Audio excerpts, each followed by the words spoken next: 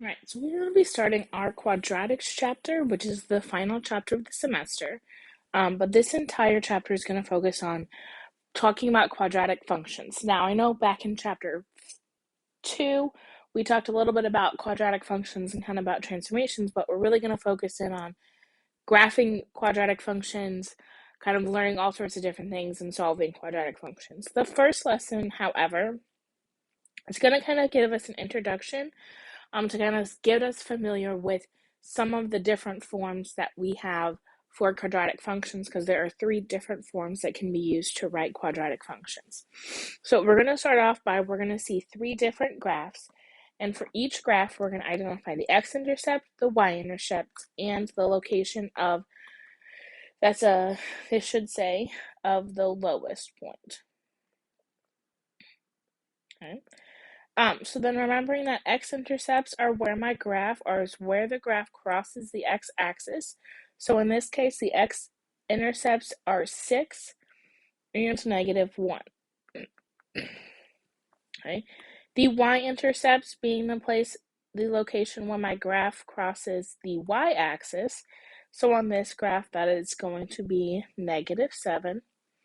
And then the lowest point of my graph is just kind of the lowest point. The lowest point is right down here, and I can identify that ordered pair as 3, -16. So the location of my lowest point is 3, -16 for the equation of the form and the function of the form y equals x minus 3 quantity squared minus 16.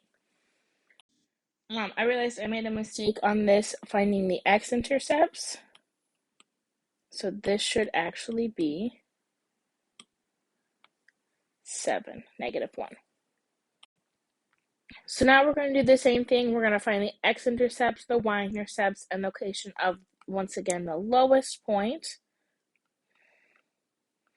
for the function y equals x squared minus 6x minus 7. Again, the x-intercepts are where it crosses the x-axis, so that would once again be, oops, sorry, I got that wrong on the first one. That should be 7 and -1. And then the y-intercept should be same point at -7, and then the lowest point, once again, we can see here, is again at 3, -16. Okay, and then we're going to do the same process again for the function of y equals x minus 7 times x plus 1. So once again, my x-intercepts I can see are 7 and -1. My y-intercept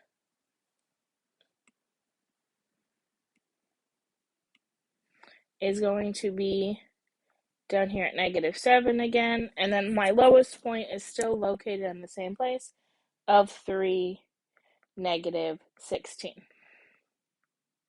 So now we got to address the question of, what do you notice about the graphs? Hopefully you realize that these are all of the same graph, because the graphs look all of the same. My x-intercept, y-intercept, and the location of the highest point is all the same, and that is correct, is that these are the same graph.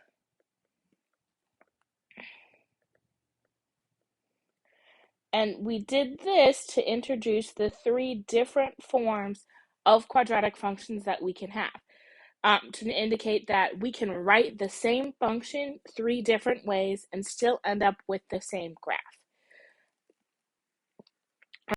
So then, talking about the 3 different types, here are some definitions. The first definition we are going to talk about is the definition for what we call vertex form. A vertex form, the general form is f of x equals a times x minus h, that quantity squared, plus k. And the neat thing about each one of these forms is that we can actually get a specific piece of information directly from the equation.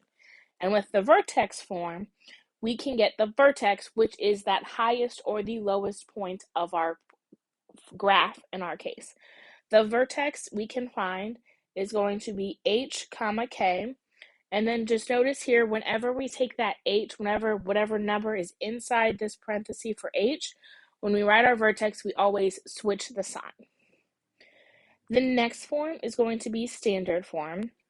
That form is going to be f of x equals ax squared plus bx plus c. That's our general form for standard form.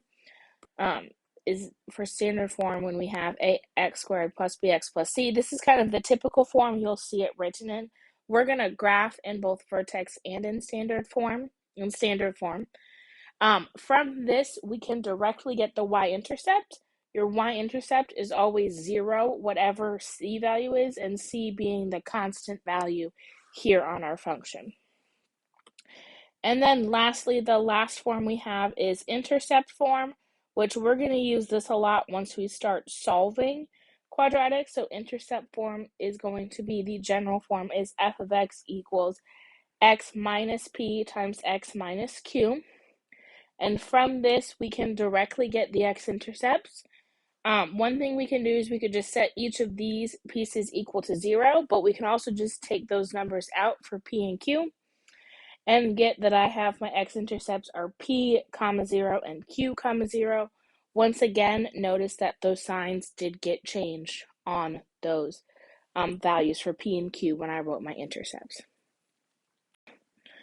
Okay, so what we're going to do on this piece is we are going to kind of identify, first we're going to identify what form our equation is written in. And then from there, we're going to identify the key feature for our quadratic that we can get directly from the equation.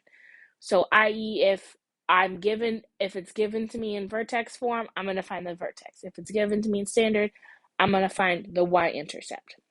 Okay, we'll do the first 3 together, and then I'll give you some time, ask you to pause the video. You can finish up the rest, and then you can come back, and I'll write the answers on the screen so you can be able to check your answers. Okay, so the first one we have y equals x minus 4 quantity squared minus 9. Comparing to our definitions, we can see that this is written in vertex form, which means I can directly find my vertex, and then just remember that you change the sign on the 4, so my vertex is 4, negative 9. Number 2 is in intercept form, and remember this is when I can find my x-intercepts. So my x-intercepts are going to be from that equation, and remember I changed my sign, so my x-intercepts are going to be negative 6 and 8. Number 3 is in standard form.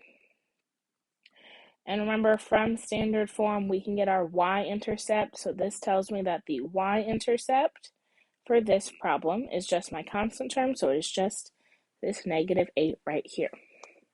So why don't you go ahead, pause the video, see if you can kind of figure out the next next few problems. And then when you unpause it, I'll have the rest of the answers written on the screen and you can check them. All right, hopefully you had some time to finish 4 through 9. Here are the answers of what form and the key feature is for each form.